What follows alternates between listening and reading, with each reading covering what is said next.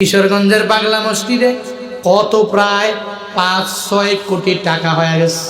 পুরো বাংলাদেশে কে যেন ছড়াইয়া দিল। তুই যদি তোর মনের আশা পূরণ করতে চাও, ওই পাগলা মসজিদে তুই টাকা দাও। এবার মানুষও মহিলারাও স্বর্ণ গয়না আর ঘরে রাখে নাই, সব নিয়ে নিয়ে পাগলা মসজিদে দিয়ে দিস।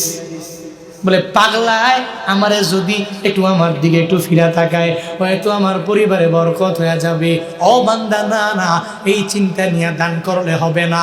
এই চিন্তা নিয়ে দান করো, মসজিদের মধ্যে দান করলে বরকত হবে। হ্যাঁ, অসুবিধা নাই, মসজিদগুলো উন্নত হয়ে যাবে, অনেক ডেভেলপ হয়ে যাবে। তবে এই চিন্তা নিয়ে দান করা লাগবে, আমি দান করলে আল্লাহ হাসরের ময়দানে জান্নাতে এর চাইতে সুন্দর একটা বালাখানা আমারে বানায়া দিবে। যদি এই চিন্তা নিয়ে দানকারীরা যদি দান করে, যে পাগলা মসজিদে যদি দান করে, আমার মনের আশা পূরণ হয়ে যাবে, আমার ছেলে হবে, আমার মেয়ে হবে।